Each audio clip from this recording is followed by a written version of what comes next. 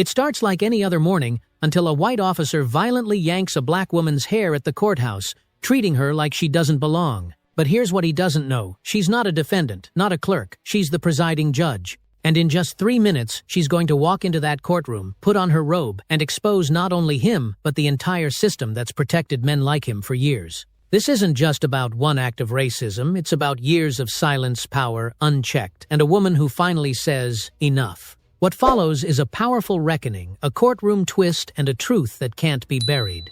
Let us know where you're watching from, and what time you're tuning in. Drop it in the comments below. It started like any other morning, except it wasn't. Not really. There was something about the way the mist clung to the courthouse lawn that made everything feel suspended, like time had paused to take a breath before something irreversible happened. The fog sat low, hugging the sidewalk where the first fallen leaves of October had begun to gather in quiet corners.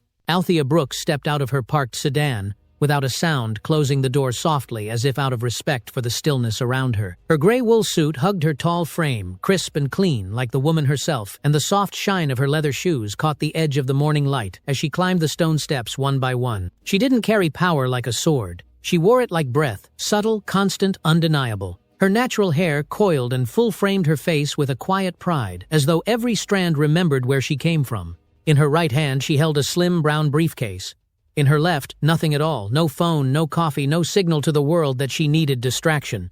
She didn't rush. She never did. That too was part of her presence. A quiet command that didn't need volume. That morning she was headed to work just like she had 100 times before. But something about the air felt different. Not heavy, not hostile, just watchful. Inside the building, the echo of her heels met polished floors and high ceilings stained by time. At the main entrance where visitors filtered through security, 2 guards stood behind the conveyor belt, watching people shuffle forward with bags, belts, and anxious glances. Deputy Troy Keller leaned against the scanner like he owned the place. His posture was wide, elbows out, hand resting on his radio like a promise he might keep if given the chance. Mid-40s, close-shaven head, thick neck, thick voice. The kind of man who carried his badge like a second skin and believed every rule he enforced was a favor. Althea moved forward calmly, her eyes scanning the room without hurry.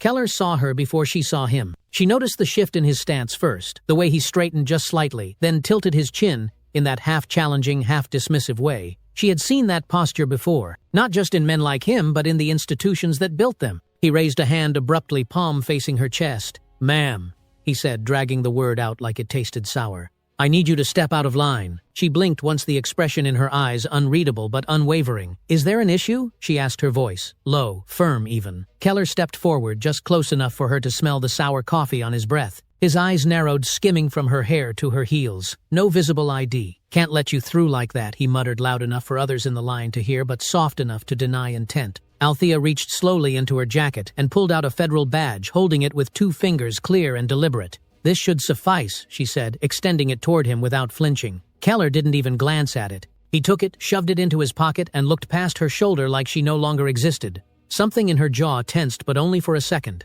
"I'd like that returned," she said, no louder than before. He smiled, but it didn't touch his eyes. "You in a rush, sweetheart." The word hit her like an old bruise being pressed.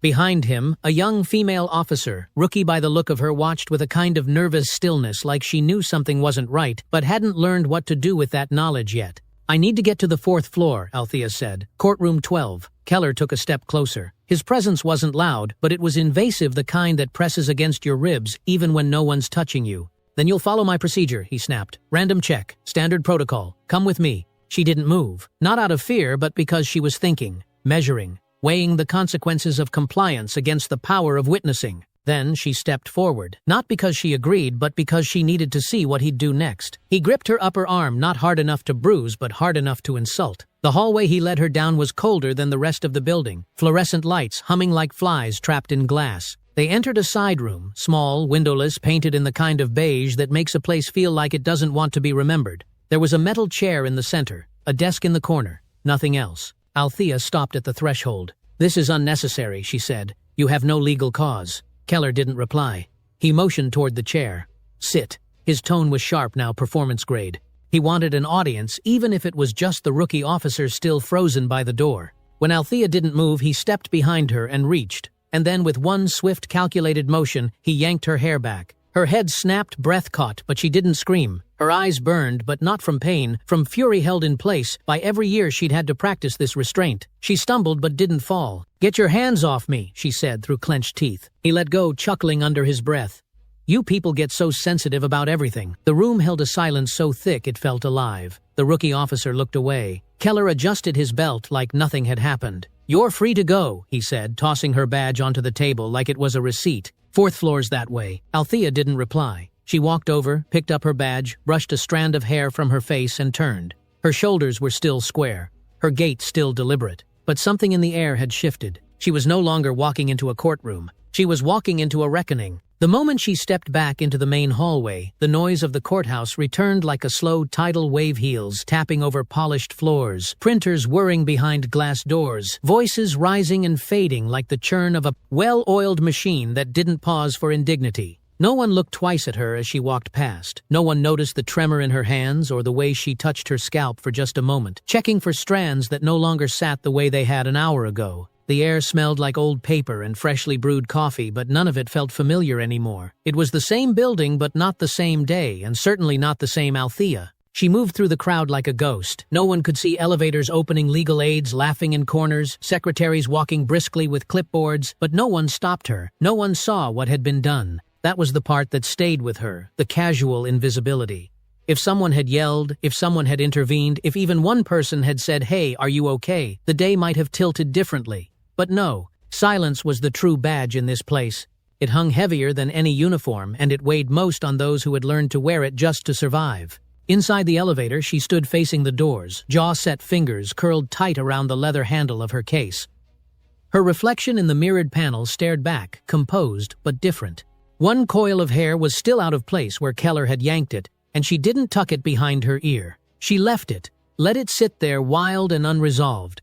The elevator dinged, and as the doors opened to the 4th floor, a breeze of air conditioning met her face, too cold, too sterile, like the apology that never came. She stepped out and turned left, passing law clerks and young attorneys who nodded respectfully, not realizing the storm that had passed just below her skin. The walk to her chambers took 20 silent steps, each one echoing louder than the last. She didn't speak to her clerk, didn't check her email, didn't bother with the robe that waited neatly folded like armor behind glass. She walked straight to the private washroom, locked the door behind her, and stared into the mirror. What stared back wasn't broken, it was boiling. She pressed both palms against the sink, leaned in close, and exhaled slowly through her nose. "Don't give them this," she whispered to her reflection, but the words didn't hold much weight. Her scalp still stung. Her pride still bled.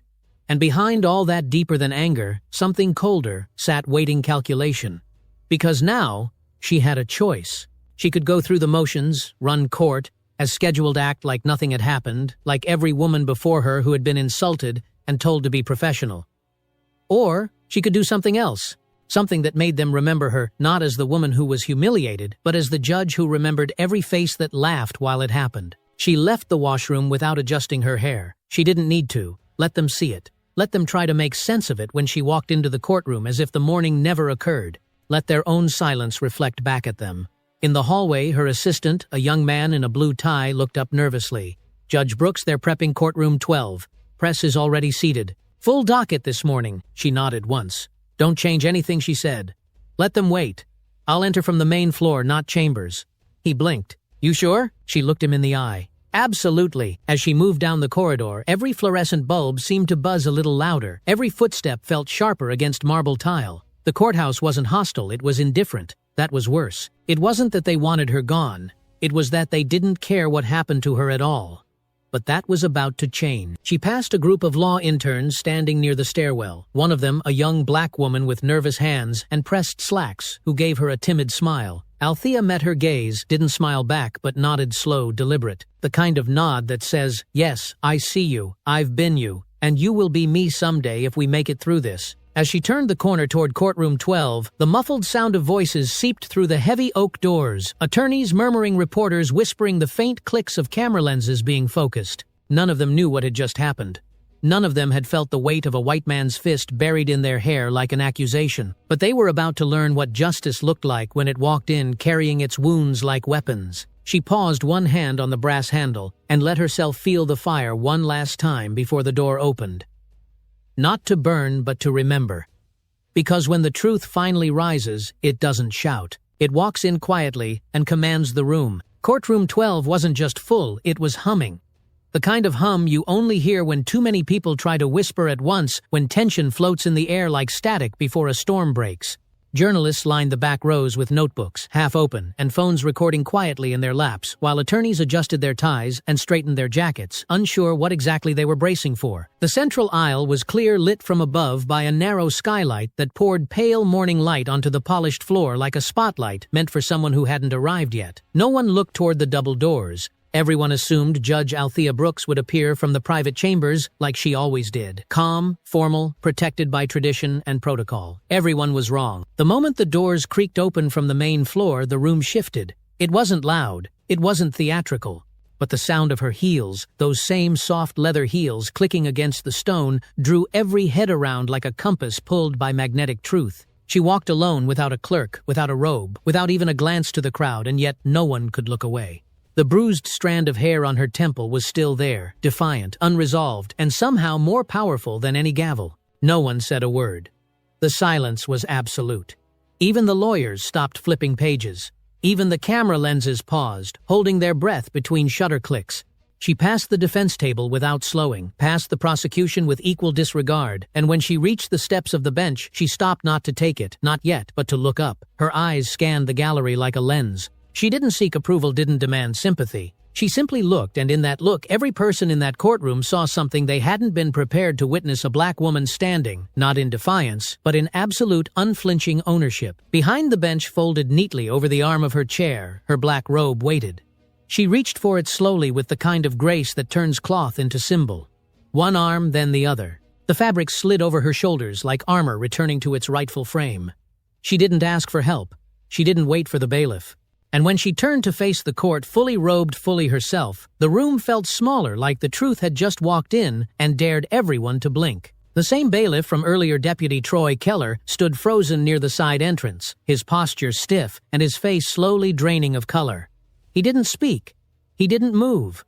For the first time that day, perhaps the first time in years, he looked like a man completely out of control. Althea didn't address him, not yet. Instead, she turned to the court clerk, who had already risen from her seat. "Is the docket ready?" Althea asked, her voice steady, formal, clear. The clerk nodded, fumbling slightly with the papers in her hands. "Yes, Your Honor." "Then let's proceed," Althea said, lowering herself into the chair as if no part of her body ached, as if the morning's assault hadn't left a mark. But it had. It left something deeper than bruises, an invisible heat behind her ribs, a fire carried not in rage but in restraint. She glanced to the counsel tables. "We will begin with preliminary testimony in Case 1831C, the matter of Charles versus City of Mapleton Police Department." Murmurs shifted across the courtroom like a breeze, people remembering why they were there before they realized they'd just witnessed something far more important than anyone hearing. Althea's voice, as she recited the charges, excessive force, abuse of power, civil rights violations, cut cleanly through the room. Not loud, not emotional, just precise, the way truth is when it stops apologizing. Her eyes never strayed to Keller, though she could feel his presence like a shadow trying to retreat. She didn't need to look at him yet. The longer she waited, the smaller he became. Power, real power, didn't need to announce itself. It just sat down and expected the world to adjust. The first witness was called a young black father, whose teenage son had been tackled during a peaceful protest and left with a fractured shoulder and permanent nerve damage. As he took the stand, his voice shook, not from weakness, but from the memory of begging for help, while officers laughed. Althea listened, every muscle still, every note taken with care. When he finished, he looked toward her, not as a judge, not even as a symbol, but as someone who might finally listen. She nodded once. "Thank you for your testimony. You've been heard." When the courtroom recessed, no one moved quickly. People lingered, half afraid that if they looked away, this moment might vanish. But Althea stayed seated, unmoved, her fingers laced gently on the desk. The robe draped over her like quiet thunder, and outside the chamber doors someone whispered, "That's not a judge. That's a reckoning." They weren't wrong. Because on that morning in that courtroom, justice didn't enter in silence or in rage. She entered through the front door. And she brought the truth with her. The courtroom settled into a strange quiet after the first witness stepped down, one of those silences that doesn't feel like peace but more like a breath being held. Even the air seemed heavier, like the building itself knew something was about to shift. Judge Althea Brooks didn't move. She sat behind the bench, elbows resting lightly on the armrests, eyes level and sharp, watching the space in front of her as if it were a stage, and she already knew what the next act would reveal. The attorneys murmured at their tables, leafing through paperwork as a kind of nervous ritual, but her focus wasn't on them, not yet.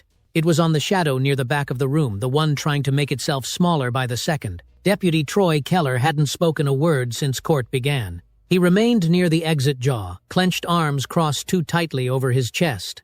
But Althea could see the tension in his legs, the restless shift in his stance, the shallow rise and fall of breath trying not to betray panic. His face, once smug and dismissive, now looked pale beneath the artificial lights. She waited a beat longer, long enough to let the stillness hum through the gallery like a warning, and then she spoke, her voice cutting through the quiet like glass. "Deputy Keller," she said calmly, not raising her tone, not offering him a title he hadn't earned. "Please approach the bench." The entire room seemed to exhale at once, heads turning back, straightening papers, pausing mid-flip. Keller blinked, stunned. For a second, he didn't move, as if the words had landed in a language he didn't speak. Then, like a man sleepwalking toward his own undoing, he stepped forward slowly, each footfall echoing just a little louder than it should have. "State your full name for the record," Althea instructed, her eyes locked on him without the slightest flicker of warmth. He swallowed, barely audible. "Troy Michael Keller. And your position in this courthouse?"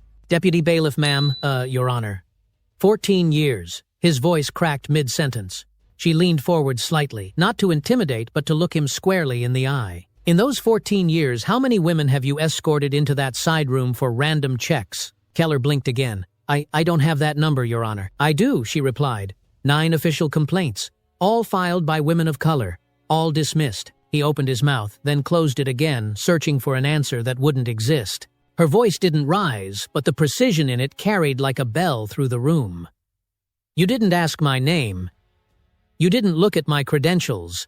You saw a black woman walking into a federal courthouse and decided that meant she didn't belong." Someone in the gallery gasped quietly, involuntarily. Keller's hands twitched at his sides, fingers opening and closing, as if trying to grasp something already lost. "You humiliated me, not just as a citizen or as a woman, but as a human being. And you did it with ease because no one ever told you there would be consequences." Keller shook his head faintly. "I didn't know who you were, and that's exactly the problem," she replied. "You treated me the way you've treated countless others, not because of who I was, but because of what you assumed I wasn't. There was no need for shouting, no need for gavel banging." The weight of her words settled in the room like dust, finally allowed to fall after years suspended. Althea turned to her clerk without breaking eye contact. "Place Deputy Keller under administrative detainment pending formal investigation." 2 officers rose without hesitation. The sound of handcuffs snapping open felt louder than thunder. Keller flinched, taking a half step back, but didn't resist. He looked around the room, maybe for help, maybe for sympathy, but found neither. As the officers led him away, one woman near the back of the gallery began to weep softly, not out of grief, but out of release. The door closed behind him with a firm click, and in that moment, something invisible seemed to lift from the room. It wasn't triumph. It wasn't vengeance. It was the faint sound of dignity returning 1 inch at a time. Althea remained seated still and composed, but her fingers gripped the edge of the bench just slightly harder than before. Not out of anger, but to keep from trembling, not from weakness, but from the memory of how close she'd come to letting silence win. She cleared her throat gently and turned back to the courtroom. "We will resume testimony in 10 minutes, she said.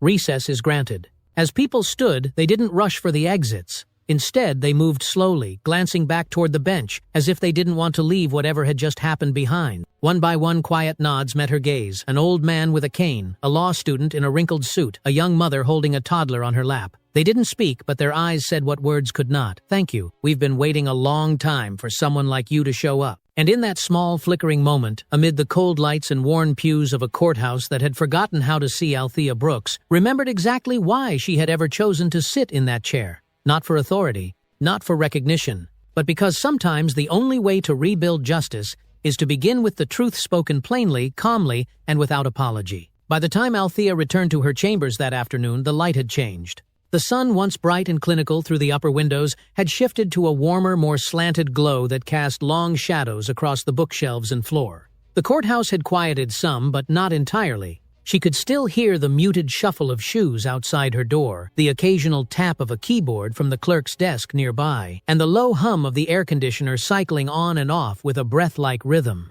The walls held on to the echo of what had just happened. A man in uniform led away in cuffs, not because of one mistake, but because of years of protected misconduct finally exposed in public. Althea stood for a long moment just inside the room, one hand still on the doorframe, letting the silence settle before she moved. Her robe hung heavy on her shoulders, now not with fatigue but with a different weight, the realization that her authority had never really shielded her. It had only made her survival more fragile. She crossed to her desk, pulled out the leather chair, and sat slowly, her hands resting gently over the unopened manila folder that had been placed there while she was in session. No note, no message, just her name typed neatly on the tab, and a string of numbers scribbled in pencil along the top edge, R09 through R21. She opened it. Inside were complaint forms, dozens of them. Some typed, some handwritten, a few with attached photographs or witness statements. Each one detailed incidents involving Deputy Troy Keller going back nearly 10 years. Althea flipped through them, quietly absorbing line after line like silent confessions.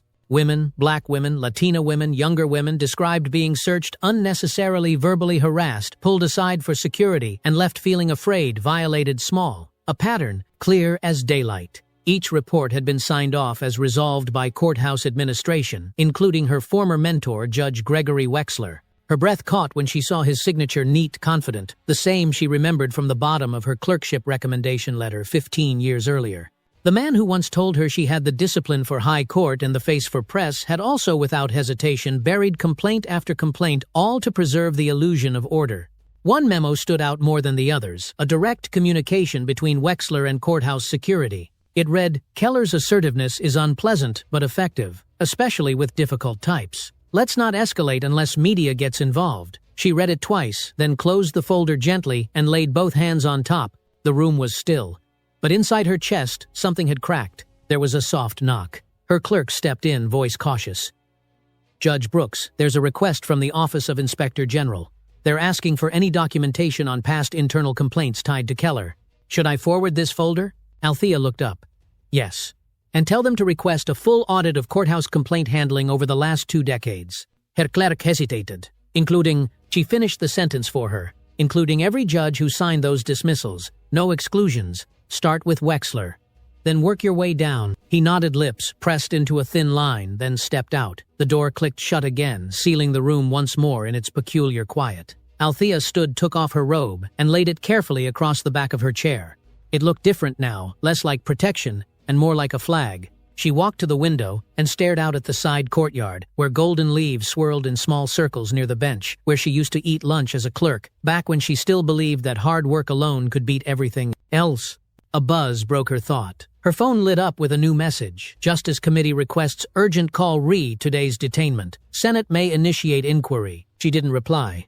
Not yet. Instead, she pulled out a notepad and began drafting something she'd only imagined until today: a courthouse policy reform. Plan 1 that would require anti-bias training, independent misconduct review boards, and mandatory public transparency reports. No more sealed files. No more vanishing complaints. She titled it, "The Brooks Doctrine."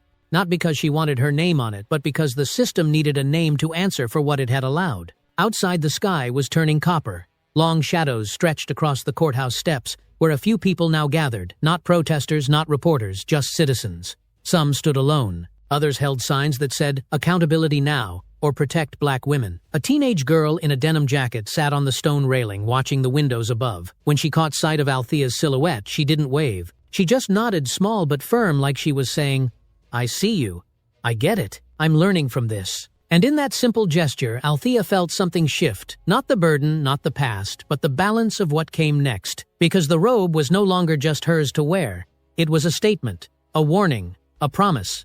And she intended to keep it. The final morning arrived with a sky so gray it looked like it hadn't made up its mind to rain or break apart into light. The courthouse loomed ahead, quiet but watchful, its windows reflecting a restless kind of stillness that didn't belong to any ordinary Tuesday. Althea Brooks stood just outside the doors, one hand resting on the steel rail, her breath catching in her throat for just a moment, not out of fear but out of clarity. Everything that needed to happen was already set in motion. There was no more hiding, no more folding the truth down into softer, safer pieces. Today wasn't about punishment. Today was about what came after the mask of order was ripped away. Inside, the courtroom was already full, not with noise but with presence. People sat shoulder to shoulder, activists, lawyers, interns, clerks retired, judges, young students, mothers with babies, and old men in Sunday hats, all waiting to see whether justice could truly carry its own name without apology. The lighting had shifted again, soft but clear, with no shadows left to hide in. Althea stepped through the doors, not in a rush, not with ceremony, but with that steady rhythm that had always been hers. Her robe flowed lightly behind her like a quiet current, and the sound of her heels made the rows rise to their feet, not because they were told to, but because they knew. She paused at the bench, placed a leather-bound folder gently on the wood, and looked out across the gallery. Her eyes moved from face to face, not scanning for approval, but acknowledging that they were still here, still listening, still refusing to look away. When she sat, it was like a seal closing on something irreversible. She tapped her gavel once, then spoke, her voice low and direct. "This court is now in session." At the side door, 2 federal officers opened the entrance to the holding corridor. Deputy Troy Keller entered, flanked and cuffed, no longer in uniform, no longer armed, no longer hiding behind a badge he had treated like a weapon. His face was pale, sunken, as if the weight of the past week had aged him beyond his years. He didn't speak. He didn't make eye contact. He just stood beside the defense table, hands in front wrists, bound by the same cold metal he'd once used on others without second thought. Althea didn't look at him first. She looked at the folder in front of her and opened it carefully, revealing the findings of the investigation, the complaints, the cover-ups, the signatures, the silence that had made it all possible. She didn't need to read them out loud. Everyone in the room already knew. She lifted her head. "Mr. Keller," she began, her tone, neither angry nor cold but unflinching. "This court finds you guilty on all charges: abuse of power, violation of civil rights, and obstruction of justice." There was no gasp, no applause. Only breath held and released like a building remembering how to exhale. "For these crimes, you are hereby sentenced to 12 years in federal custody without the possibility of parole for the first 7. You will be transferred to a facility designated by the U.S. Marshals Service, and you will not be placed in general population for the duration of your intake period." He didn't flinch. But something in his posture sagged like a thread pulled loose from a knot that had held too tightly for too long. Althea paused, then continued, softer but sharper. "But beyond the legal sentence, there is a human reckoning. For every woman you demeaned, every voice you dismissed, every silence you built into this system, you now stand in the seat you once filled with fear. You no longer decide who deserves dignity. That power is no longer yours." She tapped the gavel again, and the officers moved forward without a word. Keller was escorted out, each step heavy, not from the cuffs but from the weight of being seen for the first time, not as the enforcer but as the accused. The door closed behind him, and again the room did not move.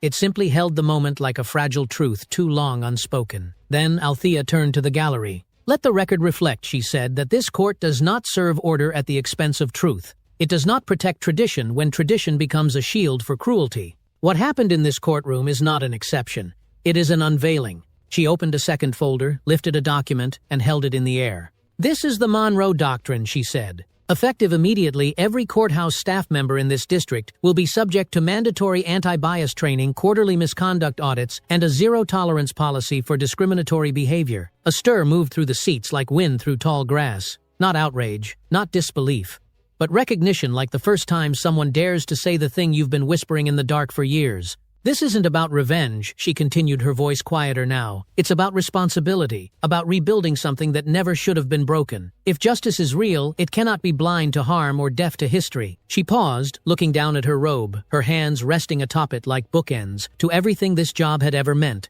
When the gavel struck one final time, no one clapped. They stood again, not out of duty, not for tradition, but because the truth had filled the room and left them no choice but to rise with it. Outside, the clouds had finally parted, and a single shaft of light broke through onto the courthouse steps, where a crowd waited not for a verdict, but for proof that justice could look like them. And today it did. In the end, this wasn't just a story about a courtroom or a badge or even a robe. It was about a woman who refused to shrink even when the system tried to humiliate her into silence.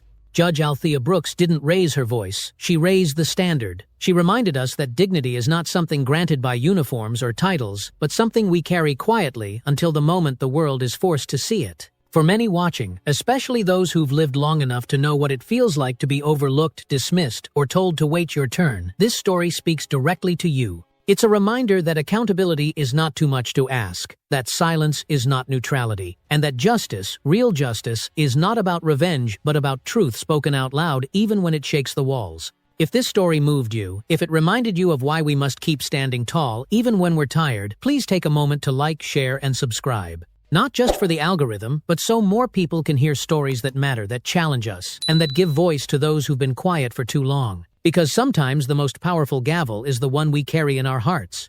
Thank you for watching.